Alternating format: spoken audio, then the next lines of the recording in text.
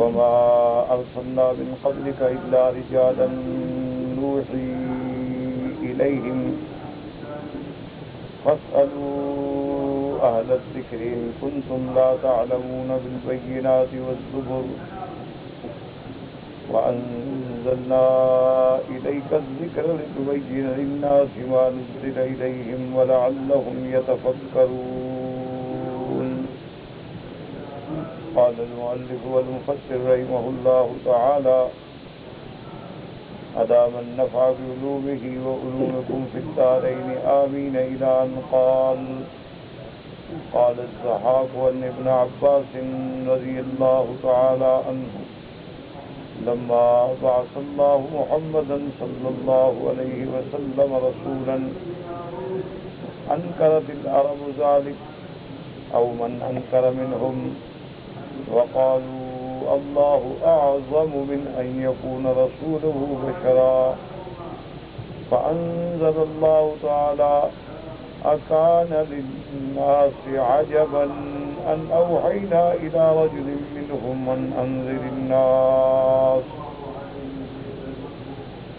سورۃ النحل کی ان آیات مبارکہ میں جو اس بات رسالت سیدنا محمد مصطفیٰ صلی اللہ علیہ وسلم کے بارے میں ہے، حضرت ابن عباس رضی اللہ تعالی عنہ فرماتے ہیں کہ لما بعث اللہ محمدا صلی اللہ علیہ وسلم رسولا، کہ جب اللہ تبارک و تعالی نے سرکار دو عالم رحمت مجسم سیدنا محمد مصطفیٰ صلی اللہ علیہ وسلم کو رسالت عطا فرمائی اور آپ نے اپنی رسالت کا اعلان فرمایا، تو اس وقت جو عرب تھے انہوں نے انکار کیا، انہوں نے کہا ہم نہیں مانتے، اور ان کے انکار کی وجہ کیا تھی؟ وہ کہنے لگے کہ اللہ کی ذات جو ہے بہت بڑی ہے، اللہ تبارک و تعالیٰ کی بہت بڑی عظمت ہے، بہت بڑی شان ہے، وہ الہ الاعظم ہے، وہ ساری کائنات کا خالق ہے، وہ اپنا رسول کسی بندے کو کیوں بنائے؟ تو یعنی ان کے نزدیک کوئی انسان، کوئی بشر اللہ کا رسول نہیں بن سکتا۔ یعنی ان کے دماغوں میں، ان کے اذہان میں یہ شبہ تھا کہ اللہ کے نبی جو ہیں محمد مصطفیٰ صلی اللہ علیہ وسلم ایک انسان ہیں اور بنو ہاشم خاندان سے آپ کا تعلق ہے، عبداللہ کے بیٹے ہیں، عبد المطلب کے پوتے ہیں، اور انسانوں کی طرح پیدا ہوئے، اسی طرح کھاتے ہیں، پیتے ہیں، دکھ ہے، سکھ ہے، شادی ہے، بیاہ ہے، اولاد ہے، بچے ہیں، بچیاں ہیں، تو یہ کیسے رسول بن سکتے؟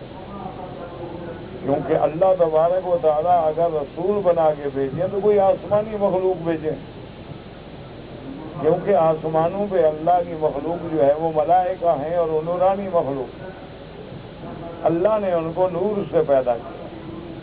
تو جب اللہ تبارک و تعالیٰ نے رسول بھیجنا ہے، اپنا قاصد بھیجنا ہے، اپنا پیغمبر بھیجنا ہے، تو آسمانوں سے بھیجے، کوئی نوری فرشتہ آئے، ہم انسان کو کیسے رسول مانیں؟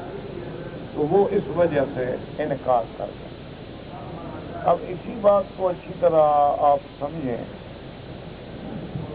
اگر انسان سمجھنا چاہے تو اللہ تعالی کی رحمت سے مسئلہ سمجھ آ جاتا ہے، اور اگر انسان کسی ضد میں مبتلا ہو جائے تو پھر لاکھ قرآن پڑھیں پھر سمجھ نہیں آتا۔ یعنی انسان اپنے ذہن میں ضد بنا کے ایک عقیدے کو جما لیتا ہے تو اس کو آپ لاکھ ہدایت کریں۔ اب آپ دیکھیں نا، جتنے لوگ ہندو ہیں دیوی دیوتا کا پوجا کرتے ہیں، مندر ہیں، دیویاں ہیں، دیوتا ہیں، بت ہیں، اصنام ہیں، اوثان ہیں، انداز ہیں۔ اچھا، ان میں پڑھے لکھے لوگ بھی ہیں، کئی لوگ ہیں جو پی ایچ ڈی ہیں، ڈاکٹر ہیں، بڑے بڑے پروفیسر ہیں، بڑے بڑے لیکچرر ہیں، بڑے بڑے سائنٹسٹ ہیں، بڑے بڑے ڈپلومیٹ ہیں، بڑے بڑے بیوروکریٹ ہیں، لیکن وہ سب وہاں کھڑے ہاتھ باندھ کے ایک بھگوان کے آگے۔ اچھا آپ ان پہ ہنستے ہیں کہ دیکھو یہ عجیب بات ہے کہ بھگوان یہ کیا مٹی کا بھگوان کیسے ہو گیا؟ آپ جب دیکھتے ہیں تو آپ حیران ہوتے ہیں کہ یہ کیا بات ہے کہ اتنی دیوتیاں، اتنی دیویاں، اور پھر عجیب عجیب شکلیں ہیں، کوئی عورتوں کی شکل میں ہیں، کوئی مردوں کی شکل میں ہیں، کوئی جانوروں کی شکل میں ہیں، کوئی درندوں کی شکل میں ہیں، کسی کے 4 سر ہیں، کسی کے 8 ہاتھ ہیں، کسی کی شکل دیکھنے میں ایسی مکروہ ہے کہ دیکھنے میں ڈر لگے، اور کوئی بڑی خوبصورت شکل ہے، تو آپ لوگ بھی ہنسیں گے۔ آپ کا ایک عام آدمی جو ہے، ایک جاہل آدمی، ان پڑھ آدمی جو ہے، وہ بھی کہے گا دیکھو یہ ہندو دماغ خراب ہو گیا، یہ پتھر کے کیسے دیوتا بن گئے۔ لیکن ان سے اگر آپ پوچھیں تو ان کا وہی مذہب ہے، اور اس مذہب پہ وہ دیوانے ہیں، اور اس مذہب پہ مارنے کے لیے وہ تیار ہیں۔ اس مذہب پہ وہ اسی طرح کٹ مرتے ہیں، جان دیتے ہیں، قربانیاں دیتے ہیں، اور اس پہ مطمئن ہیں، بلکہ یہ سمجھتے ہیں کہ ہم حق پہ ہیں، باقی یہ سارے مسئلے شسلے جو ہیں یہ سب بے وقوف ہے۔ وہ تم پہ ہنستے ہیں، وہ کہتے ہیں دیکھو ہم نے کم از کم اپنی دیوی دیوتا کو دیکھتے تو ہے نا، مسلموں کا خدا تو ایسا ہے جس کو ابھی دیکھا ہی نہیں، وہ الٹا تم پہ ہنستے ہیں۔ اچھا آپ سکھ ہیں، آپ دیکھیں گے آپ ان پہ ہنسیں گے، یار عجیب بات ہے، داڑھی بڑھ رہی ہے، مونچھیں بڑھ رہی ہیں، سر کے بال بڑھ رہے ہیں، بال نہیں کٹانے، کیوں نے کہا جی ہمارے گرو نے نہیں کٹوائے۔ ہر آدمی کے ہاتھ میں یہ کرپان ہے، ہر آدمی کے گلے میں ایک سیاہ ڈوری ہے، ہاتھ میں ایک کنگن ہے، تو یعنی یہ ان کی چیزیں جو ہے بڑی مشہور ہیں کہ 5 ککے کٹے ہوں تو پھر وہ سکھ بنتا ہے، یعنی کڑا بھی ہو، کرپان بھی ہو، کچھا بھی ہو، یہ ان کے کاف کٹے ہوتے ہیں، وہ کہتے ہیں یہ 5 کٹے ہوں نا پھر آدمی صحیح معنی میں سکھ بنتا ہے۔ اچھا آپ ان کو دیکھیں تو آپ کہیں گے یار یہ وہ بھوت آدمی ہے، پگڑی اتار دے تو گئے، تن بال ہیں اور مونچھیں بنی ہوئی ہیں اور داڑھی جدھر جا رہی ہے۔ اچھا بغلوں کے بال ہیں تو وہ جناب آدھا فٹ ہو گئے ہیں، زیر ناف بال ہیں تو وہ بڑھتے جا رہے ہیں، لیکن وہ اسی پہ خوش ہے، وہ کہتا ہے یہ مسئلے پاگل ہے، وہ کہتا ہے میں تو بالکل ٹھیک ہوں، وہ کہتا ہے ہمارا تو دھرم بڑا مضبوط ہے، ہمارا گرو نانک جو ہے اس کے یہ فضائل ہیں، یہ مقامات ہیں، ہمارے پاس کتاب ہے، گرنتھ ہے، ہمارا ٹیمپل ہے، ہمارے بڑے بڑے معبد ہیں، بڑے بڑے ہمارے عبادت خانے ہیں، وہ اسی پہ خوش ہے، وہ تمہیں پاگل سمجھتا ہے۔ ایک بات کو اچھی طرح سمجھیں، اللہ کے لیے دل میں بٹھائیں، شاید اللہ تبارک و تعالیٰ کسی کی ہدایت کا ذریعہ بنا دے اور اس میں ہماری نجات کا کوئی راستہ بن جائے۔ تو اب سکھ یعنی اپنے اس مذہب کے دائرے میں بڑا ایک ہے لا مذہب، ان کو چھوڑیں، وہ تو چلو کوئی مذہب ان کے نزدیک ہے ہی نہیں، وہ تو لا دین ہوتے ہیں، لا مذہب ہوتے ہیں، نہ خدا نہ رسول نہ مذہب، ان کو تو دفع کریں، چھوڑیں، ان سے کیا بات کریں۔ اچھا اسی طرح آج بھی دیکھیں یہودیت جو ہے وہ اپنے مذہبی دائرے میں اتنا مطمئن ہے، وہ کہتی ہے پوری دنیا میں صرف حق والے ہم ہیں اور تو کوئی ہے ہی نہیں۔ وہ کہتے ہیں کہ ہماری تو وہ مقدس قوم ہے کہ جس کو تمہارے قرآن کہتا ہے فضلناہم علی العالمین، ہم نے ان کو دونوں جہاں کے عالم میں فضیلت دی ہے، اور وہ جناب باقاعدہ ان کی بھی دیوار گریا ہے، وہ باقاعدہ عبادت کرتے ہیں، وہ باقاعدہ اسی طرح ہفتے کی چھٹی کرتے ہیں، وہ باقاعدہ موسیٰ علیہ السلام کے نام پہ روزے رکھتے ہیں، وہ باقاعدہ یوم عاشوراء کا روزہ رکھتے ہیں، باقاعدہ صدقہ خیرات باقاعدہ کرتے ہیں۔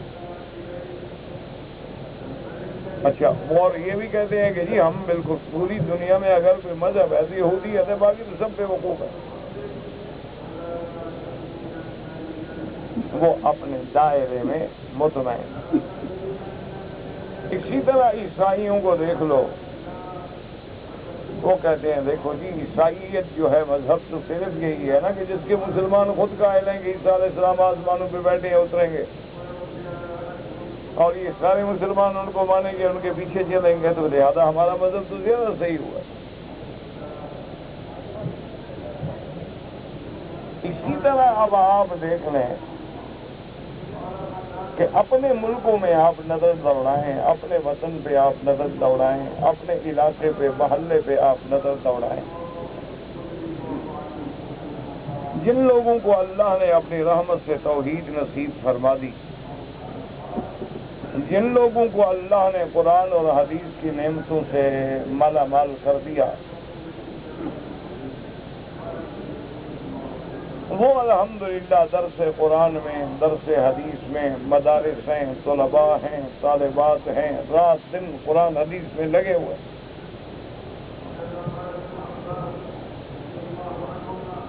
اور الحمدللہ وہ مطمئن ہے کہ اللہ کا شکر ہے کہ اللہ نے ہمیں اپنی کتاب اور اپنے رسول پاک کی کتاب کا خاتم بنایا ہے، اور ہماری زندگی اسی میں بھی ہے۔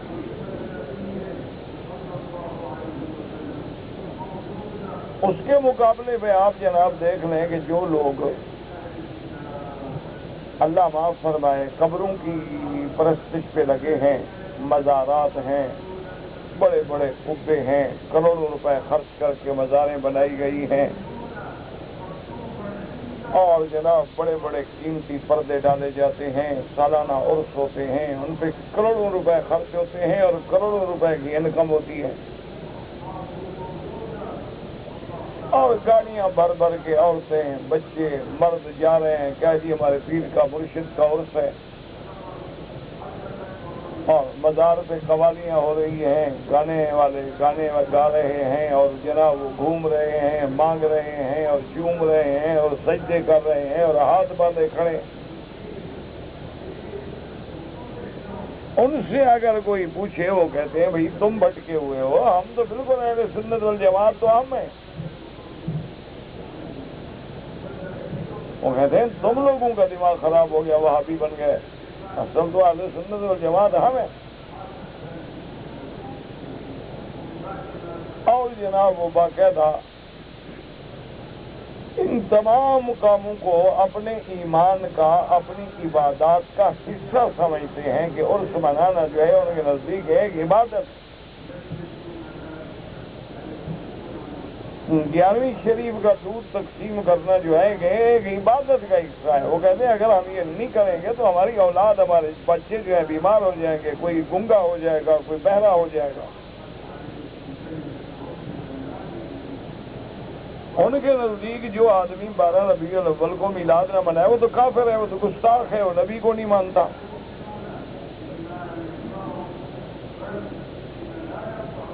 تو وہ اپنی اسی مذہب کے اندر، جیسے کہ عرب کا ایک شاعر نے کہا ہے کہ وَلِلنَّاسِ فِيمَا يَعْشِقُونَ مَذَاهِبُ، ہر بندہ جس بات سے محبت کرتا ہے اسی کو اس نے مذہب بنا دیا ہے، اور وہ اس پہ کھڑا ہے، بالکل اس طرح جامد ہے کہ زمین جنبت نہ جنبت گل محمد، زمین ہلے تو ہلے وہ نہیں۔ اسی طرح آپ دیکھ لیں روافض ہیں، وہ 10 دن محرم کے ماتم کرتے ہیں، سیاہ کپڑے پہنتے ہیں، چارپائیاں الٹی بچھا دیتے ہیں، اور اہل بیت رسول سے محبت کرتے ہیں۔ وہ کہتے ہیں کہ جناب حضرت علی حوض کوثر پہ ہوں گے، جنت کی چابی حضرت علی کے ہاتھ میں ہوگی، جو علی والے ہیں پھر وہی جنت میں جائیں گے، باقی تو سب کو جہنم میں ڈال دیں۔ وہ اسی پہ مگن ہیں۔ اسی طرح آپ دیکھ لیں کہ خوارج ہیں، ان کو اہل بیت رسول سے عداوت ہے، وہ حضرت علی کو مسلمان ماننے کے لیے بھی تیار ہے، وہ اہل بیت رسول کا انکار کرتے ہیں۔ وہ کہتے ہیں نعوذ باللہ نعوذ باللہ، خلفائے ثلاثہ نے جو اسلام پھیلایا حضرت علی نے آگے سارا برباد کر دیا۔ وہ کہتے ہیں حضرت علی اتنا بڑے دشمن تھے کہ مدینہ شریف چھوڑ کے کوفہ چلے گئے. وہ اپنی چار دیواری میں مگن ہیں. اس لیے ہمیشہ یاد رکھیں کہ سب سے پہلے تو نہ تقریر کوئی اثر کرتی ہے، نہ کسی مولوی کا باز کوئی آپ کو اثر کرے گا، کیونکہ جب تک بیمار اپنی بیماری کا علاج کرانا ہی نہ چاہے تو بڑے سے بڑا ڈاکٹر کیا کر سکتا ہے. ایک آدمی مریض ہے، آپ کہیں کہ چلو بھائی ہم آپ کو اسپتال لے جاتے ہیں، ڈاکٹر چھوڑو جی نہیں مریض ہے، تو اس میں کسی ڈاکٹر کا کیا کر سکتے.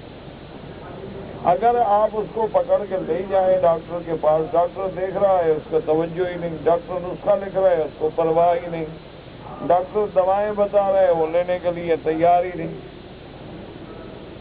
تو اس میں کسی ڈاکٹر کا کسی ہسپتال کا کیا گناہ ہے بھائی. اسی لیے ہمیشہ یاد رکھیں کہ جب آپ خود پہلے ہدایت کی تڑپ پیدا نہیں کریں گے، ہدایت کی تلاش میں نہیں آئیں گے، اپنی روحانی بیماریوں کے علاج کے لیے کسی معالج کے پاس آ کے اس کا علاج نہیں لیں گے تو فائدہ کیسے ہوگا؟ آپ تو علاج چاہتے ہی نہیں. تو سب سے پہلی بات تو یہ کیا کریں کہ بعض تقریریں مولوی یہ اپنی جگہ، سب سے پہلے جیسے تمہیں آتا ہے 2 رکعت نماز پڑھ کے جب موقع ملے گھر میں، حرم میں، مسجد میں، جہاں اللہ موقع دے، دن میں، رات میں، بالکل سچے دل کے ساتھ 2 رکعت نماز پڑھ کے توبہ کر کے اللہ سے دعا مانگے کہ اللہ میں تیرا ایک عاجز بندہ ہوں، اور پوری دنیا کے اندر اس وقت افکار کی ایسی یلغار ہے کہ کسی حق تک تیری توفیق کے بجائے ہم نہیں پہنچے. ہر طرف ایک ایسا فتنہ ہے. ایک اخبار اٹھا لو نا جی، اس کے اگر 4 کالم لکھنے والے ہیں، 4 کی اپنی اپنی رائے اور سب کے پاس دلائل ہیں. ایک پارٹی کی تعریف کر رہا ہے، دوسرا اسی پارٹی کو رگڑ رہا ہے. ایک اہل علم کی تعریف کر رہا ہے، دوسرا کہہ رہا ہے چھوڑ جی مولویوں نے تو سارا کچھ برباد کیا ہے. یعنی ایک اخبار میں 4 رائٹر ہیں، 4 کے 4 الگ مضمون ہیں اور چاروں کی دلائل، اور آدمی کنفیوز ہو جاتا ہے کہ میں کیا کروں، ان میں کون سچا ہے. اسی لیے ہمارا عام آدمی جو ہے وہ بیچارہ جب دیکھتا ہے، جب کسی مجلس میں پھنس جائے اور ذاکروں کے درد بھرے مرثیے سنے، کہتا ہے یار اتنے روتے ہیں، اتنا غم کرتے ہیں، اتنا اہل بیت کے سچے ماننے والے ہیں، یار معلوم ہوتا ہے ہیں حق پہ. ورنہ بابا دیکھو رونا تو نہیں آتا نا جب تک اندر کی کوئی بات نہ ہو. اچھا اسی طرح اگر وہ جناب کسی خارجی کے پاس پھنس جائے یا خارجی کی کوئی کتاب پڑھے ہو کہ اللہ حول، ہم تو بڑے چکر میں یار یہ تو بالکل جھوٹے ہیں، ان کا تو کوئی سر پیر ہے ہی نہیں. اگر وہ بیچارہ جاتا ہے کسی میلاد منانے والوں کی تقریر میں تو وہ مولوی جناب قرآن کی آیتیں پڑھ رہے ہیں، حدیثیں پڑھ رہے ہیں، اور جناب دلائل کے انبار لگا رہے ہیں اور ڈھیر لگا رہے ہیں، اور خلاصہ یہ نکالا ہے کہ بس میلاد کے بغیر نجات ہی نہیں، 5 وقت نماز نہ پڑھو لیکن میلاد ضرور کرو.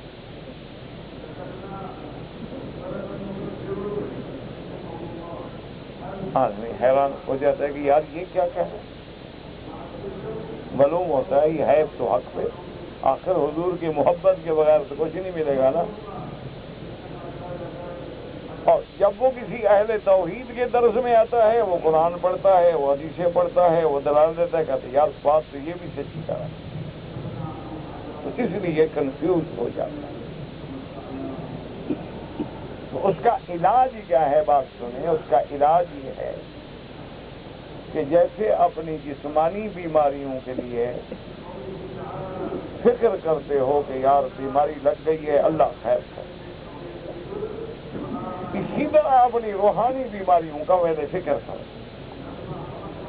اگر فکر ہی نہیں بس روٹی تو کما کھائے کسی طور مچھندر، بات ٹھیک ہے جی کما رہے ہیں، اور جی چھڈو جی کی مولوی تے کی نہ دیا گلاں بات چھڈو. کعبے جا کے نمازاں بھی پڑھتے ہیں، رات نو فلماں بھی ویکھتے ہیں، اللہ بھی راضی ہے، شیطان نال بھی ٹھیک ٹھاک گیا جی.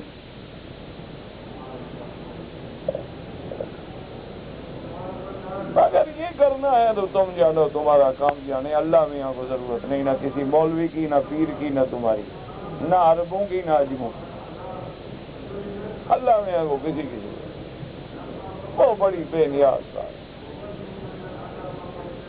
اور وہ اس بات میں بھی قادر ہے کہ ہم جب بگڑ جائیں نا ہم سب کو مٹا ڈالے، ایک نئی قوم پیدا کرے، اس کو کوئی فکر نہیں. نوح علیہ السلام کے زمانے میں جو زمین پہ تھا سب کا ہے، پھر اللہ نے نئی مخلوق پیدا کی ہے کہ نہیں. من علی الارض، جو بندہ زمین پہ تھا سب ختم، صرف وہ بچے جو نوح علیہ السلام کے ساتھ. اسی طرح جب قوم لوط پہ عذاب آیا تو ما بقا منہم احد، ایک بندہ بھی نہیں بچا. اسی طرح قوم عاد پہ، قوم سمود پہ، قوم لوط پہ، قوم شعیب پہ جب عذاب آئے ہیں تو قرآن خود کہتا ہے فَهَلْ تَرَىٰ لَهُم مِّن بَاقِيَةٍ، میرے محبوب آپ دعوت دیں اپنی امت کو کہ ان میں سے کوئی ایک بھی بچا ہوا نظر آتا.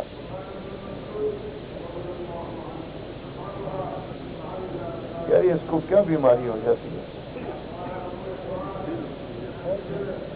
یہ صبح عربی لاتے ہیں، وہ تو کبھی ختم نہیں ہوا جب سے آ رہا. نہیں آخر وہ بھی تو یہی لے آتے ہیں نا، میرے لیے گھر سے بنا کے لے آتے ہیں. تو وہ بیچارے ہوتے وہ ہمیں جانتے بھی نہیں، پہچانتے بھی نہیں، کچھ مجال ہے ایک دن خراب ہو،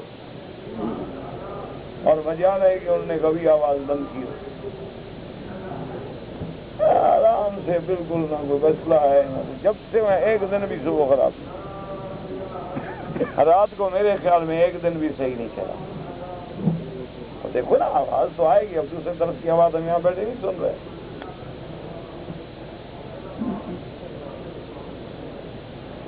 بس یہ ہمارے اپنے گناہ ہیں، ان کا کوئی قصور نہیں. اللہ نے ہمارے مقدر میں یہ لکھے تھے انا للہ و انا الیہ راجعون. ان کا قصور کوئی نہیں، اصل قصور ہمارے گناہ ہیں. کوئی بھی پریشانی آدمی کو آتی ہے اس کے اپنے گناہ ہوتے ہیں، کسی دوسرے کا قصور نہیں ہوتا. اب قرآن میں جو درمیان میں اب یکدم آواز رک جائے، میرے تو جو دماغ میں تھا سب نکل گیا نا. یہ تو ذہنی محنت ہوتی ہے میرے بھائی، اس کا اللہ کسی کو سمجھ لے. مجھے یاد ہے ایک کیس میں، ایک مقدمے میں کسی سپریم کورٹ میں، ہائی کورٹ میں ایک بروہی پیش ہوئے، بہت ہو گئے، اللہ ان کی قبر پہ بہت بڑے وکیل ہوئے، اور بڑا مطالعہ تھا، دینی مطالعہ بھی بہت بڑا پڑھا لکھا. وہ ایک کیس میں تشریف لائے کراچی سے لاہور، تو ان کا ججز جو ہے بڑا احترام کرتے تھے کہ وہ سینئر موسٹ قسم کے وہ کلامے سے تھے. اکثر جج تو ان کی کتابیں پڑھ کے فیصلے کرتے تھے. تو وہ جب ایسے مقدمے کے لیے پیش ہوئے اور بینچ بیٹھی اور جج بیٹھے، تو ایک جج صاحب نے پوچھا کہ بروہی صاحب کراچی کا موسم کیسے تھا؟ تو انہوں نے کہا کہ معتدل تھا، اور کہا کہ سر میرا پیشی لگا دیں.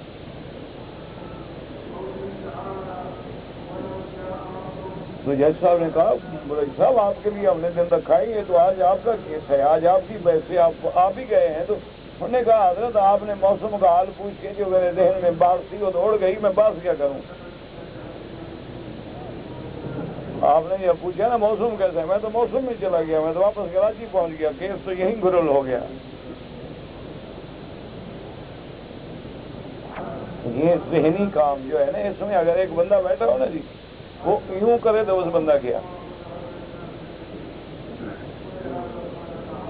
یہ. اچھا، اور جیسے سننے والے اگر توجہ نہ ہو عالم بیان نہیں کر سکتے. سننے والوں کی توجہ پر ہی اللہ راضی ہو کے اس کے دماغ میں توفیق دیتے ہیں اور وہ بولتا ہے۔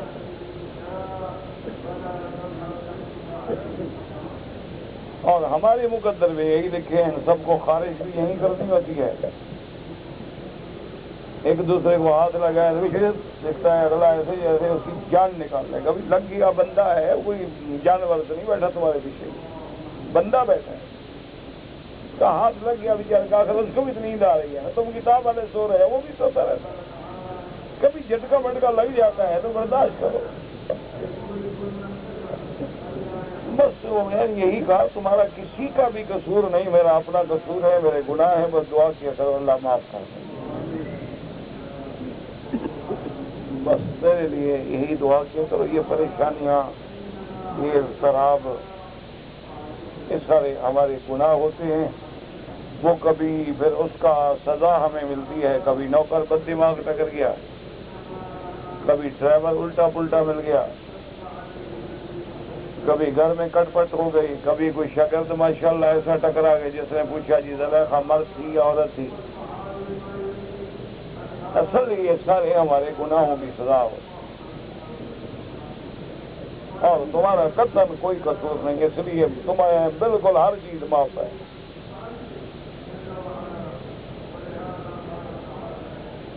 اللہ تیرا رحم ہو تو اسی سے محروم نہ کر، اور تو کوئی عمل ہے نہیں جو تیرے دربار میں لے آؤں گا، یہی تیرا نام لیتے ہیں، نقل بنا کے بیٹھ جاتے ہیں۔ علاقے کا ذمہ دار بھی میراثیوں پہ رحم کرتا ہے، ہم بھی تیرے میراثی ہیں، رحم کر، تیرا نام تو لیتے ہیں، تیرا ڈنکا تو بجاتے ہیں ہر جگہ، اور تو عمل ہے کوئی نہیں جو تیری دربار میں لائیں گے۔ یہی ایک عمل ہے، اگر تو قبول فرما لے کہ قرآن پڑھتے پڑھتے مر جائیں، زبان پہ قرآن ہو، اور اللہ کا یار ہے میرے قرآن کا طالب ہے تو گندا بندہ ور چھوڑ دو، پھر بھی قرآن تو پڑھتا تھا، بس اور کچھ بھی نہیں، باقی یہ دنیا شنیا ہے کچھ نہیں، تم سے زیادہ ہم نے دیکھی،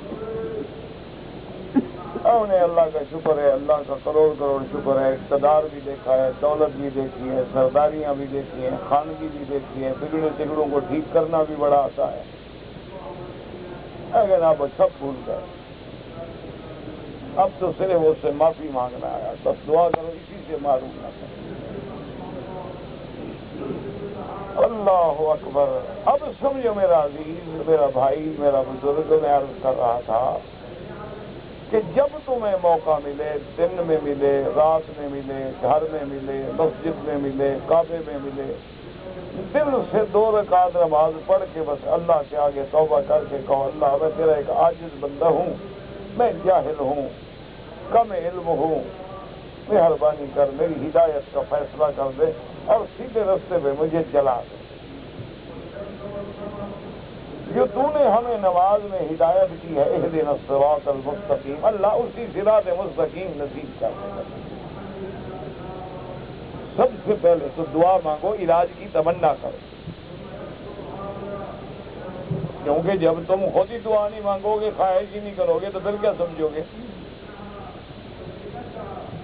اب جب تم نے یہ دعا مانگ لی اللہ سے، 1 دن 2 دن 3 دن 4 دن جب موقع ملے، اس کے بعد جیسے کسی کو بیماری لگ جائے نا جی، تو پھر دوستوں سے پوچھتے ہو کہ یار مجھے دانت میں تکلیف ہے، ڈینٹل ڈاکٹر کون سا اچھا ہے، کون سا کلینک اچھا ہے، آدمی اچھا ہے، سمجھدار ہے، معقول ہے، ایسا ڈاکٹر تو نہیں ہے نا کہ دانت نکالنا ہو یہ اور یہ نکال دے۔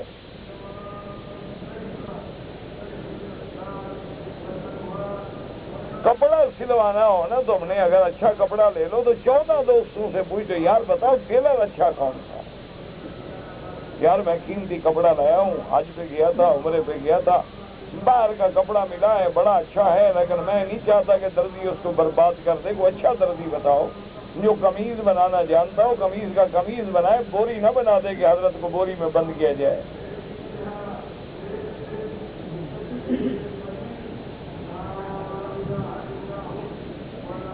تو جب تمہیں درزی کا بھی فکر ہے، تمہیں دانت نکالنے میں ڈاکٹر کا بھی فکر ہے، ٹی بی کا مریض ٹی بی والے کے پاس جاتا ہے، کینسر کا مریض کینسر والے کے پاس جاتا ہے، تو تمہاری جو روحانی بیماری ہیں اس کے لیے بھی وہ اچھا عالم اچھا بزرگ تلاش کرو، معلومات کرو کہ یہ مولوی ہے میراثی تو نہیں،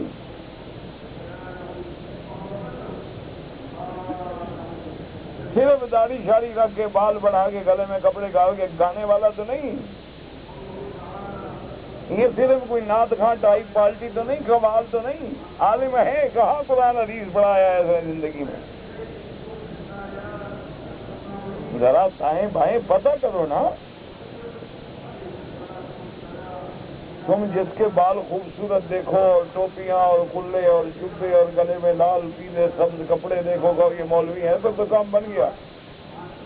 ان بیچاروں کو تو خود پتہ نہیں حجر اسود کون سا ہے، مکہ حجر یمانی رکن یمانی کون سا ہے، تو تمہیں کیا طواف سکھائیں گے؟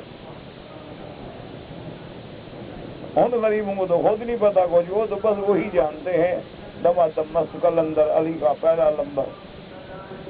انہوں نے کیا دین سکھانا ہے یار؟ وہ عقل کی بات کر رہے، ان کے باپ دادے نے کبھی قرآن نہیں پڑھا۔ ان کو پوچھ لو کہ قرآن کو قرآن بھی کہتے ہیں فرقان بھی کہتے ہیں، قرآن اور فرقان میں فرق کیوں ہے؟ کبھی اللہ نے قرآن کہا، کبھی فرقان کہا، کبھی کتاب کہا، کبھی ذکر کہا، کیوں؟ چلو یہ تو مشکل مسئلے ہیں علمی مسئلے، صرف یہ پوچھ لو کہ حضرت اگر ایک آدمی کو غسل کی ضرورت ہو تو فرض کتنی ہے، واجب کتنی ہے، سنتیں کتنی ہیں، مستحب کتنی ہیں، صرف ریح خارج ہو جائیں تو اس کے لیے شریعت کہتی ہے وضو کرو۔ ہوا تو ایک جگہ سے خارج ہوئی ہے، باقی بدن کا وضو کیوں کریں؟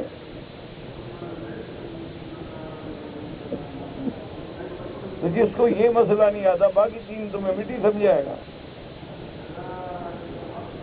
تجربہ کر لو، پوچھ لو۔ اس لیے ہمیشہ یاد رکھو کہ تقریر کرنے والے، لیکچر دینے والے یہ علماء نہیں ہوتے، ہوتے ہوں گے، بعض ہوں گے۔ اصل علماء وہ ہوتے ہیں جنہوں نے مساجد میں، مدارس میں بیٹھ کے قرآن حدیث سے باقاعدہ درس دیا ہو، ریسرچ کیا ہو، پڑھایا ہو، پڑھا ہو۔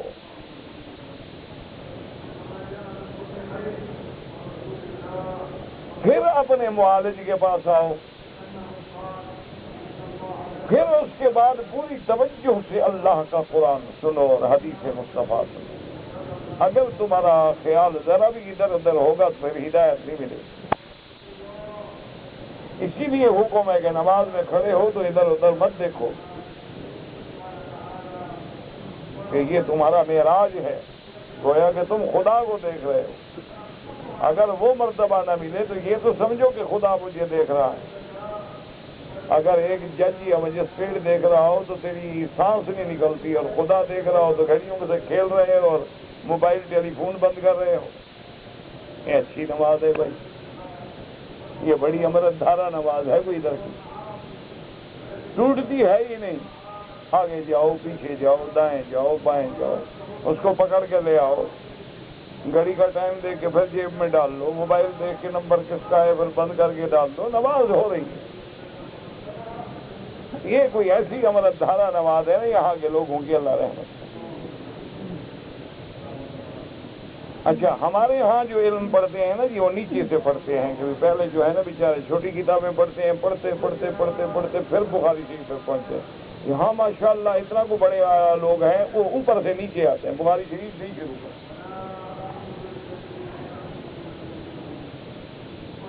پھر جو کہو کہتے ہیں حدیث شریف ماشاءاللہ، حالانکہ اس کو حدیث کا معنی بھی نہیں آئے گا۔ ٹھنڈے دل سے پوچھو کہ حدیث کا کیا معنی ہے؟ افبہذا الحدیث انتم مدہنون، تو اللہ نے قرآن کو حدیث کیوں کہا؟ انشاءاللہ بالکل صفر صفر صفر جمع صفر نتیجہ صفر۔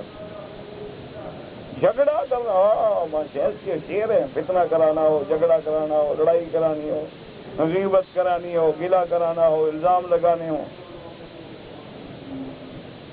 تو میرا بھائی اب ٹھنڈے دل سے سوچیں کہ کافروں کے سامنے جب میرے محبوب آئے، سرکار دو جہاں آئے، اور انہوں نے آ کے اعلان کیا کہ انی رسول اللہ الیکم جمیعا، کہ اللہ نے مجھے تم سب کی طرف رسول بنا کے بھیجا ہے۔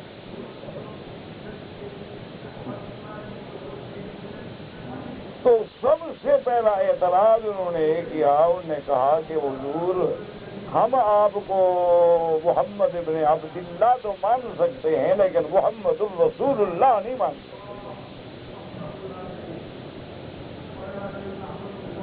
جب نام آئے تو صلی اللہ علیہ وسلم تو کیا لیا، جب حضور کا نام سنو نا کم از کم اتنا تو احساس ہو۔ ایسے زبان چپ ہوتی ہے کہ میں دیکھ رہا ہوتا ہوں ہونٹ بھی نہیں ہلتے، جب ہلتے نہیں تو صلی اللہ کہاں پڑا ہے تم نے؟ اور کیا خیال ہے آپ کا، وہ اچھا مسلمان ہوتا ہے جو نام سن کے حضور کا درود نہ پڑھے؟ سرکار دو عالم فرماتے ہیں وہ تو بخیل ہوتا ہے کہ میرا نام بھی آئے اور پھر مجھ پہ درود بھی نہ پڑے۔ اللہ ہدایت عطا فرما دے ہمیں، حضور کی غلامی در غلامی کچھ کروڑواں ذرہ نصیب فرما دے۔ ہم تو غلام بننے کے قابل بھی نہیں ہیں، لیکن اللہ راضی ہو جائے۔ تو اب جناب میرے عزیز بات کو سمجھیں اور پوری طرح دماغ میں رکھیں اور دل میں رکھیں اور بات کو سمجھنے کی کوشش کریں۔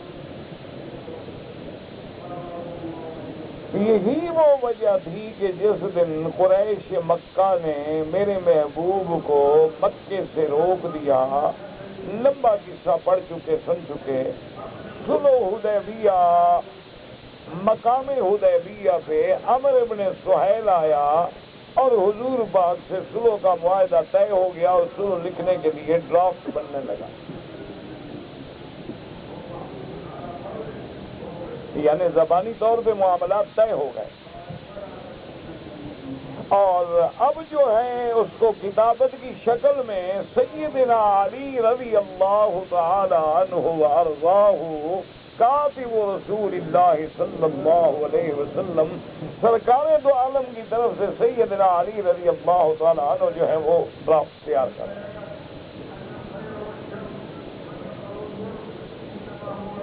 سب سے پہلے سیدنا علی کرم اللہ وجہہ آپ نے لکھا بسم اللہ الرحمن الرحیم۔ تو عمرو ابن سہیل نے کہا کہ لا یا رسول اللہ، یہ تو میں کہہ رہا ہوں رسول اللہ، وہ تو مانتے نہیں تھے۔ انہوں نے کہا لا یا محمد صلی اللہ علیہ وسلم، انہوں نے کہا یہ بسم اللہ الرحمن الرحیم نہ لکھو۔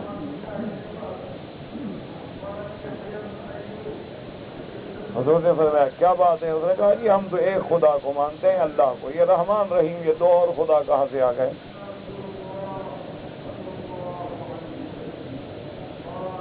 اس نے کہا جی ہم تو مانتے ہیں ایک ہی خدا ہے بس، یہ تو اب تین آ گئے ایک آیت میں، اللہ بھی آ گیا بھائی، رحمان بھی رحیم بھی۔ رحمان رحیم کیا ہے؟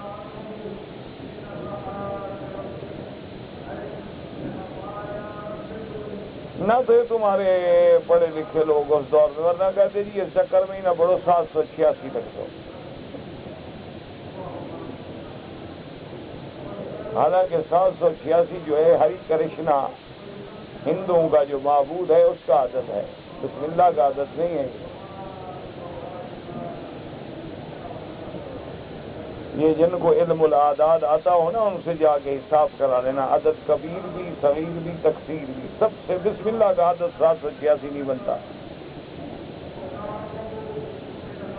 یہ عدد بنتا ہے ہری کرشنا ہندو کا، ان کے خدا کا۔ انہوں نے تمہارے دماغ میں ڈال دیا ہے، دیکھ رہے ہو، جیسے بسنت منا رہے ہو، وہ تو بسنت بھی تمہارے باپ دادی کی رسم ہے۔ اب تو خیر ہولی بھی مسلمان مناتے ہیں، اب تو ترقی ہو رہی ہے، آہستہ آہستہ راکھی باندھتے ہیں، ہولی مناتے ہیں، اور اسی طرح یہ فلمی الغار رہی تو اللہ جانے انجام کیا ہوگا۔ مجھے ایک اچھا خاصا پڑھا لکھا آدمی بتا رہا تھا کہ ہمارے گھر میں موت ہوئی تو اس کا جو بڑا بیٹا تھا وہ میرے پاس دوڑ کے آیا، کہنے لگا انکل انکل میرے ابا کو جب آگ لگائے نا آگ میں لگاؤں گا، کیونکہ بڑا بیٹا تو میں ہونا۔ تو میں نے کہا تم مسلمان کے بیٹے ہو؟ ایسے مسلمان کی کیا بات ہے، ہم روز فلم دیکھتے ہیں وہ جلاتے ہیں، ہم بھی جلائیں گے، اپنے باپ کو اچھی لکڑیاں رکھیں گے نیچے بڑی قیمتی قیمتی۔ مسلمان کا بیٹا کہہ رہا ہے کہ باپ کو آگ میں دوں گا۔ اب جناب یہ ہے کہ حضور نے فرمایا حضرت علی رضی اللہ تعالیٰ عنہ سے، آپ نے فرمایا چھوڑو، اب ایک سلو ہو گئی ہے، اب ان سے بحث کرنا، دلائل دینا، علمی بحث کرنا، تو اس کا نتیجہ پھر یہ نکلے گا کہ سلو ختم ہو جائے گی، یہ مذاکرات ناکام ہو جائیں گے۔ لکھو بے اسم کا اللہم، ان کو سمجھ نہیں آتی رحمان رحیم صفات کی، تو اب ان بے وقوفوں کو کون صفات الہی سمجھائے؟ لکھو بے اسم کا اللہم، بس اللہ کا نام ہی لکھو۔ حضرت علی لکھ دیا۔ اس کے بعد چونکہ معاہدہ شروع ہونا تھا نا، تو حضرت علی رضی اللہ تعالیٰ لکھا من محمد الرسول اللہ صلی اللہ علیہ وسلم۔ تو عمر ابن سہیل فوراً بول رہا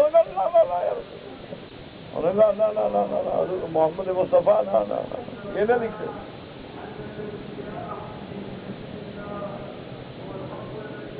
حضور نے فرمایا عمر ابن سہیل تمہیں کیا تکلیف ہے بھی لکھے نہ لکھیں، تمہارا جب نام آئے گا تو ہم لکھیں گے، ہم اپنی طرف سے جو نام ہے وہ لکھیں گے۔ حضور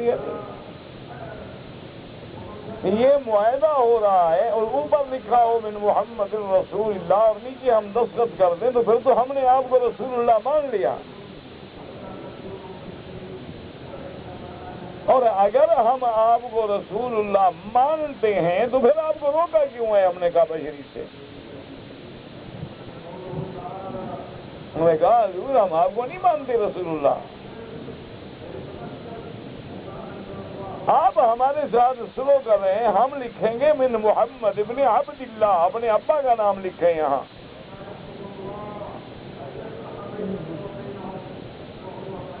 من محمد رسول اللہ نہیں لکھیں گے ہم تو رسول اللہ مانتے ہی نہیں۔ تو یہ دیکھ لیں جھگڑا کہ وہ محمد ابن عبد اللہ تو مانتے ہیں لیکن اسی ذات پاک کو محمد رسول اللہ نہیں مانتے صلی اللہ علیہ وسلم۔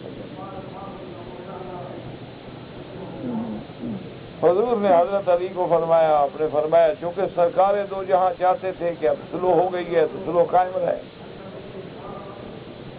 اور سلو تو تب ہوتی ہے نا جب آدمی لچک پیدا کرے، اور دونوں طرف لچک نہ ہو تو سلو کیسے ہوگی؟ حضور نے فرمایا حضرت علی سے لکھو تم من محمد ابن عبد اللہ۔ حضرت علی جوش میں آ گئے، انہوں نے کہا حضور میں نے لکھ لیا ہے محمد رسول اللہ۔ نے کہا یا رسول اللہ یہ کیسے ہو سکتا ہے، میں آپ کا نام کاٹ کے پھر لکھوں محمد بن عبداللہ؟ حضور نے فرمایا ام ہو یا علی، کاٹ دو، لکھو من محمد بن عبداللہ۔ واقعی میں عبداللہ کا بیٹا ہوں، اس میں کچھ شبہ ہے؟ حضرت علی بھی تو پھر علی تھا نا رضی اللہ تعالیٰ۔ اصل میں تم نے حضرت علی کو ہی نہیں سمجھا، تم نے کوئی اہلی سے تعلق رکھا ہوا ہے، علی نہیں جانتے۔ حضرت علی رضی اللہ تعالیٰ نے کہا کہ واللہ لا امحو یا رسول اللہ، نے کہا مجھے اللہ کی قسم ہے میں نہیں کاٹوں گا، حضور کے نام پہ قلم پھیروں۔ تم کیا کرتے ہو؟ حضور کے قرآن کو جوتی پہ رکھ دیتے ہو، کہو تو کہتے ہیں مسئلہ ہے جی، یہ حضور کہہ رہے ہیں قلم پھیر دو، لکھے ہوئے پہ قلم پھیر رہا ہے نا، نعوذ باللہ حضور پہ تو نہیں قلم پھیر رہا، یعنی واللہ لا امحو یا رسول اللہ۔ یہ ہے مقام محبت۔ قرآن کو ایسے پکڑتے ہیں، اللہ معاف کرے، اگلے دن میں نے دیکھا ایک آدمی نے ایسے قرآن کو، پہلے تو اس نے ایسا اس کا آپریشن کیا ہوا تھا، یوں کرتے، پھر جوتا بھی اسی ہاتھ میں، قرآن بھی اسی ہاتھ میں۔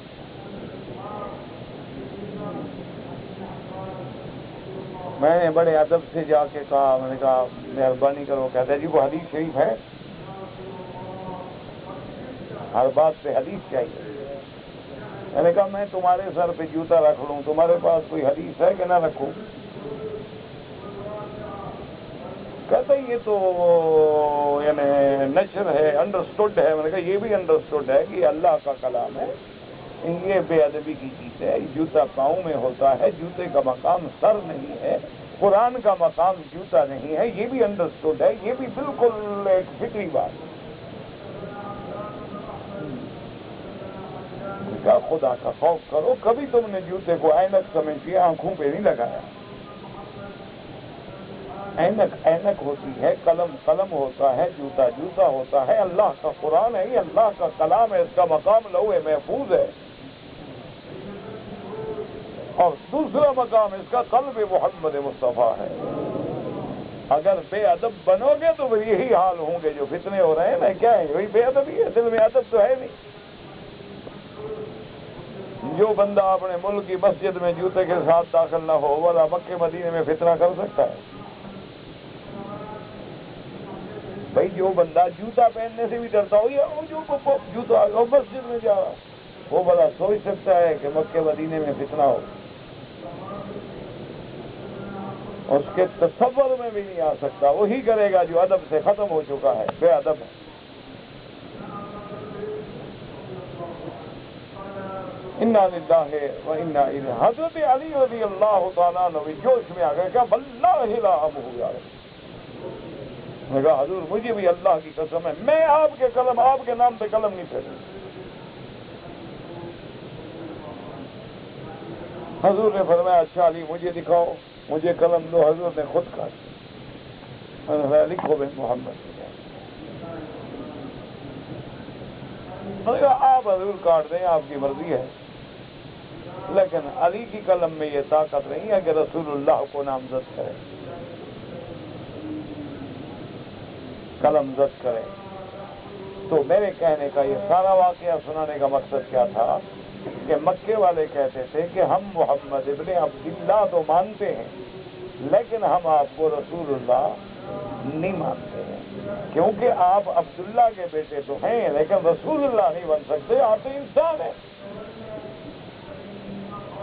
اور یہی آج 1400 سال کے بعد ہمارے جاہل کا عقیدہ ہے، وہ کہتا ہے میں رسول اللہ تو مانتا ہوں لیکن بشر نہیں مانتا۔ اب مجھے سمجھائیں فرق کیا ہے دونوں میں، ابو جہل کی سوچ میں یا ان کی سوچ میں؟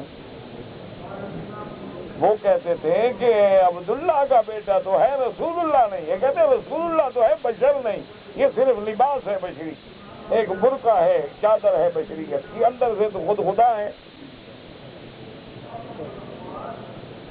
تو صحیح عقیدہ کیا ہے کہ رسول اللہ بھی ہے اور محمد ابن عبداللہ بھی ہے، آپ بشر بھی ہیں، سید البشر بھی ہیں، آپ محمد ابن عبداللہ بھی ہیں، محمد الرسول اللہ بھی ہیں۔ اور اللہ نے چونکہ زمین میں اولاد آدم کو بسایا ہے تو رسول بھی اللہ ان کی جنس سے بھیجتے ہیں۔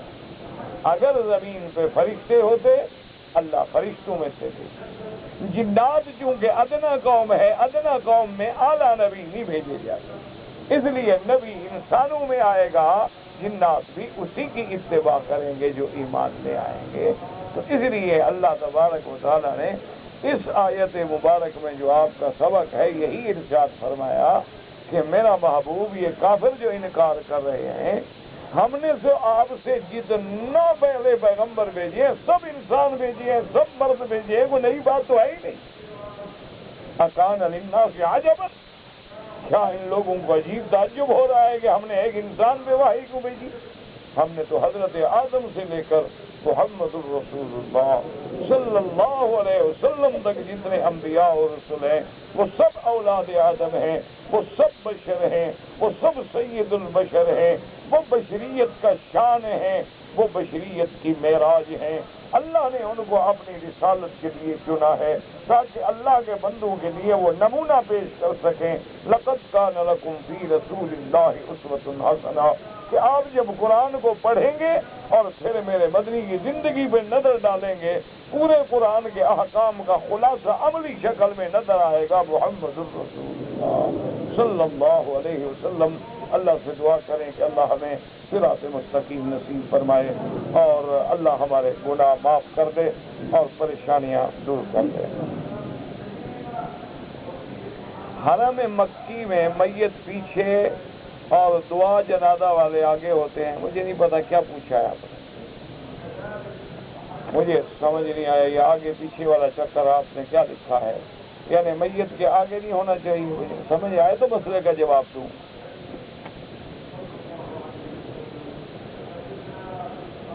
یہ تو ہو چکا ہے حضرت، پھر اسی کو رکھ دیا ہے۔ حج میں تمام مناسک میں نے ادا کر لیے، لیکن آخر میں بیمار ہو گیا جس کی وجہ سے میں طواف وداع نہیں کر سکا۔ یہ بھی سوال غیر مکمل ہے میرے بھائی، آپ کہاں کے رہنے والے ہیں؟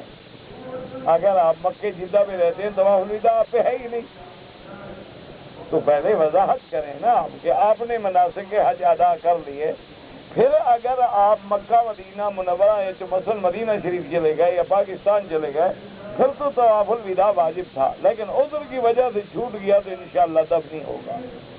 اس لیے سوال پورا لکھا کریں نا، اور اگر آپ مکے میں رہنے والے ہیں طواف الوداع ہے ہی نہیں، آپ جدے میں رہنے والے ہیں طواف الوداع ہے ہی نہیں۔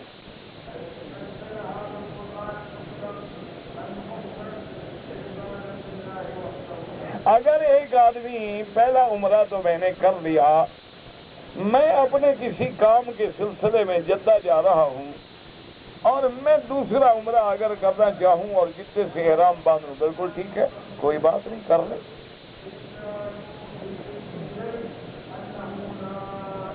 کہتے جی کہ اگر کوئی آدمی چاروں ائمہ کی تقلید نہ کرے، صرف حضور کو امام سمجھے، حضور تو سب کے امام ہیں، جب چاروں کی تقلید کرے گا وہ تو بھی حضور کی اتباع ہوئی نا۔ اب اس کا معنی یوں تو نہ کرے نا کہ ہم 1,24,000 صحابہ کو نہیں مانتے، صرف حضور کو مانتے ہیں، یہ کیا معنی ہوا؟ خلفائے راشدین کو ماننا پڑے گا، ائمہ محدثین کو بھی ماننا پڑے گا، تو ائمہ فقہا کو بھی ماننا پڑے گا، یہ تو بات نہیں ہے۔ لیکن یہ سب کس کے تابع ہیں؟ محمد الرسول صلی اللہ علیہ وسلم۔ اگر کوئی آدمی 4 رکعت والی نماز میں 2 رکعتوں کے بعد جب تشہد میں بیٹھ گیا تو اس نے اگر درود شریف بھی پڑھ لیا تو حنفی مسلک میں سجدہ سہو واجب ہو جائے، باقی ائمہ کے نزدیک سجدہ واجب نہیں ہوتا۔ کہ میں پاکستان سے آیا جدہ، میں نے کراچی سے عمرے کا احرام باندھ لیا، ٹھیک کیا۔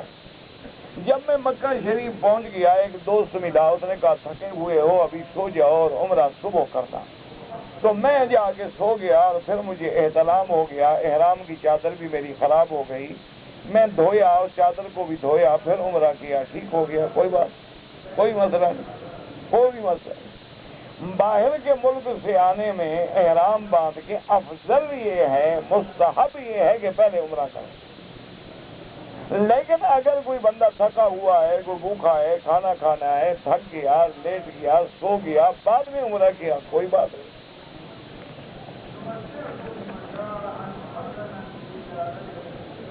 ایک آدمی پتہ نہیں کار لے آتا ہے 50، وہ بابا کار لے آتا ہے 2-4 ریال بیچارہ بچاتا ہے، کیا یہ بھی تجارت ہے؟ کپڑا جو لے آتے ہو 4 ریال 6 ریال میٹر بیچتے ہو، وہ کیسے حلال ہے؟ وہ حلال ہے، یہ بھی حلال ہے۔ کہتے ہیں کہ میں نے سنا ہے کہ قرآن شریف کا کعبہ شریف کا والدین کو ادب سے دیکھیں تو آدمی کی نظر زیادہ ہوتی ہے، اللہ کی رحمت ہوتی ہے، یہ آتا ہے کتابوں میں کہ کعبۃ اللہ پہ نظر ڈالنے سے رحمت ہوتی ہے، قرآن پاک میں بھی نظر ڈالنے سے اللہ کی رحمت ہوتی ہے، اور والدین کے چہرے پر محبت اور ادب سے نظر ڈالو تو اللہ کی رحمت ہوتی ہے۔ تو جب رحمت ہوگی تو آنکھیں بھی ٹھیک ہو جائیں گی، باقی جسم بھی ٹھیک ہو جائے گا۔ اصل تو اللہ کی رحمت ہے نا، اگر رحمت کا ایک قطرہ بھی مل جائے تو گاڑی نکل جائے گی۔ کہتے جی کہ جنازہ کو بھاگ کے لے جانا، یہ جنازہ خود بخود تیز ہوتا ہے، حدیث مبارک میں آتا ہے کہ جب مومن کا جنازہ ہو تو وہ تیز جاتا ہے، اور گناہگار ہو تو وہ ایسا ہوتا ہے، بھاری ہو جاتا ہے۔ تو یہ تو کوئی برباد نہ بھاگنا جائز نہیں، ادب سے چلو، لیکن خدا کی قدرت ہے، وہ جنازہ خود بخود کہتا ہے اجلونی اجلونی، جلدی چلو مجھے میرے گھر پہنچاؤ۔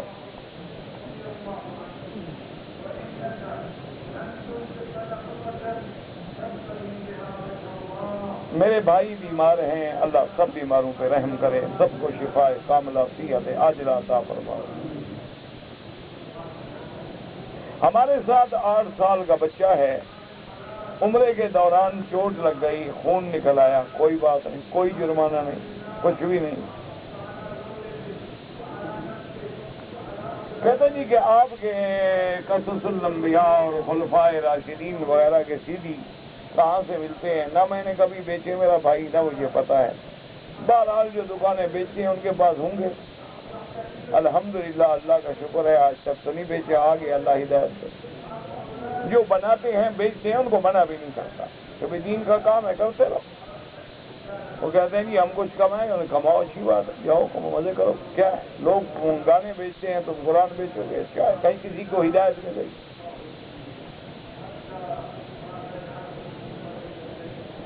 نماز وتر اگر 2-3 رکعت پڑھنا ہو تو پھر 2 رکعت پہ بیٹھ کے کھڑے ہو کے پھر تیسری رکعت پڑھیں گے، اور اس پہ قنوت بھی پڑھیں گے، چونکہ قنوت واجب ہے، وتر بھی واجب ہے امام صاحب کے نزدیک، باقی ائمہ کے نزدیک سنت ہے۔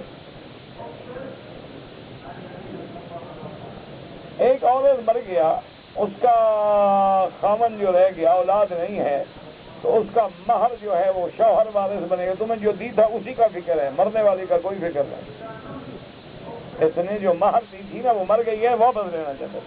تو بابا عورت کی جو جائیداد ہے تم بھی وارث بنو گے، تمہارے لیے بھی حصہ ہے، بالکل اللہ نے قرآن میں رکھا ہے۔ جیسے عورت خاوند کی وارث بنتی ہے، اسی طرح مرد بھی اپنی بیوی کا وارث بنتا ہے، لیکن علماء سے باقاعدہ فتویٰ لو کہ وہ مر گئی، کیا کیا رشتہ دار چھوڑ گئی اور تمہارا کتنا حصہ بنتا ہے۔ مل جائے گا، فکر نہ کرو، خیر میں اس بیچارے کو فکر یہی کھا رہی ہے نا، جو مہر دیا تھا، بیوی تو مر گیا نا، وہ تو وصول کروں نا، تو وہ جتنا عرصہ بیوی رہی اس کا کیا حق ادا کیا تم نے؟ شرم کرو، خیرات کر دو، صدقہ کر دو، اپنی بیوی کو ثواب پہنچاؤ، اس کے لیے کوئی کنواں لگوا دو، کوئی نل لگوا دو، کوئی مدرسہ بنوا دو، کوئی مسجد بنوا دو، تم آپ پھر کھانے کے لیے تیار بیٹھے ہو۔ لا حول ولا قوت الا باللہ۔ کہتے کہ جی جب امام صاحب نماز پڑھ رہے ہوتے ہیں تو ابھی امام صاحب نے سورت ختم بھی نہیں کیا اور لوگ پہلے ہاتھ چھوڑ دیتے ہیں، تنگ جو کھڑے ہیں غریب کیا کریں، حق ہے، بالکل نہیں چھوڑنے چاہیے جب تک امام اللہ اکبر نہ کہے، امام کی پوری اتباع کرو۔ اسی لیے تو اللہ نے 5 دفعہ ہمارے آگے امام کھڑا کیا ہے کہ سیکھو، امام کے بغیر گزارا نہیں۔ امام نہیں ہوگا تو پھر وہی حال ہوگا کہ آندر سجود ہو آندر قیام، کوئی سجدے میں پڑا ہوگا، کوئی رکوع میں کھڑا ہوگا، امام ہی تو ہے جو سب کو اکٹھا کرتا ہے۔ بالکل پہلے ہاتھ نہ چھوڑیں، جلدی نہ کریں، پہلے رکوع میں نہ جائیں، پہلے بالکل اتباع کریں امام۔ اذا کبر فکبروا، جب وہ اللہ اکبر کہہ دے تم بعد میں، جب وہ اللہ اکبر کہہ کے رکوع میں جائے تو پھر جاؤ۔ اگر سبقت کرو گے تو بہت بڑی وعید ہے، عذاب ہے۔ اگر ایک آدمی دوسری تکبیر میں پہنچا ہے وہیں سے شروع کر دے جنازہ، اور جب امام سلام پھیرے جلدی سے ایک تکبیر کہہ دے، اللہ اکبر السلام علیکم۔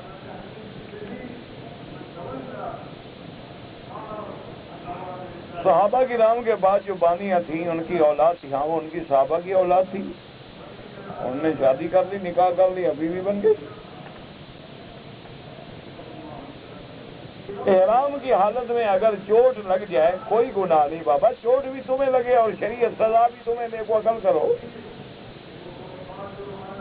شریعت اسلام نے تمہارے اوپر یعنی کوئی جرمانہ، چوٹ بھی تمہیں لگ گئی، جرمانہ بھی تمہیں ہے۔ یہ سمجھتے ہیں کہ خون جو نکل گیا تو دم نکل گیا تو اور دم پڑ گیا، کوئی دم جم نہیں پڑتا۔ اگر مقام ابراہیم پہ طواف کرنے کے بعد 2 رکعت نماز، افضل یہ ہے کہ مقام ابراہیم پہ ادا کرو۔ اگر وہاں رش ہے حتیم میں پڑھ لو، اگر وہاں رش ہے تو پورے مطاف میں پڑھ لو، اگر وہاں رش ہے پورے حرم میں پڑھ لو، یہاں بھی موقع نہ ملے گھر جا کے پڑھ لو، کوئی مسئلہ نہیں، لڑائی جھگڑے کا تو مسئلہ ہی نہیں۔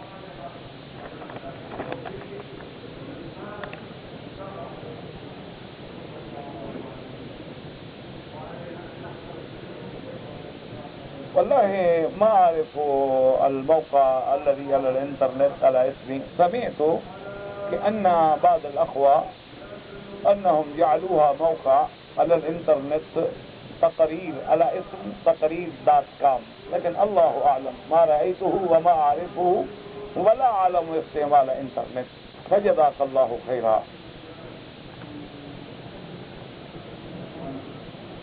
تشہد سے پہلے بسم اللہ نہیں پڑھی جاتی۔ اگر آدمی جگہ روکے، اچھی بات نہیں ہے کہ صف میں جگہ روکی جائے۔ بعض فقہا نے اتنا لکھا ہے کہ اگر کوئی علماء ہیں، اہل علم ہیں، ان کے لیے اگر کوئی انتظام کیا جائے، کیونکہ حضور نے فرمایا لِيَلِيَنِي مِنْكُمْ أُولُو الْأَحْلَامِ وَالنُّهَىٰ، حدیث میں آتا ہے کہ میرے پیچھے صف میں وہ لوگ کھڑے ہوں جو عقل والے ہیں، علم والے ہیں، فہم والے ہیں، تاکہ وہ سیکھیں گے تو لوگوں کو سکھائیں گے۔ تو اس لیے اس سے استدلال کیا ہے، لیکن مسئلہ یہی ہے کہ جگہ نہ روکا کرو، جب مل جائے پڑھ لو، نہ ملے نہ پڑھو۔ اچھا، جو جگہ روک کے بیٹھتے ہیں وہ دوسروں کے لیے بھی ڈنڈا لے کے نہ بیٹھے ہوں، جو آیا تو مارا ڈنڈا سر میں۔ اگر آدمی آ گیا جگہ دے دو، نہیں آیا نہ سے۔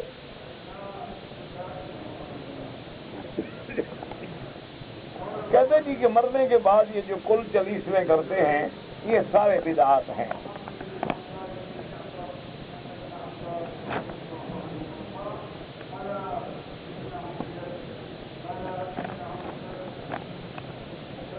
اللهم صل على محمد وعلى آل محمد وبارك وسلم۔ یا اللہ یا رحمان یا رحیم یا حی یا قیوم یا ذی الجلال والاکرام، یا الہ العالمین، عالم اسلام کی ہدایت کا فیصلہ فرما۔ یا اللہ پورے عالم میں ہدایت کی فضا پیدا فرما۔ یا اللہ پورے عالم میں دین سے کام کرنے والوں کی حفاظت فرما۔ یا اللہ مساجد، مدارس، معابد کی حفاظت فرما۔ یا اللہ حرمین الشریفین اور بلد الامین کو قیامت تک ہر فتنے سے محفوظ فرما، ہر مفتن کے فتنے سے، ہر حاسد کے حسد سے، ہر ظالم کے ظلم سے محفوظ فرما۔ یا اللہ اس کو امن کا گہوارہ بنا اور اس کے امن کو قیامت تک قائم فرما۔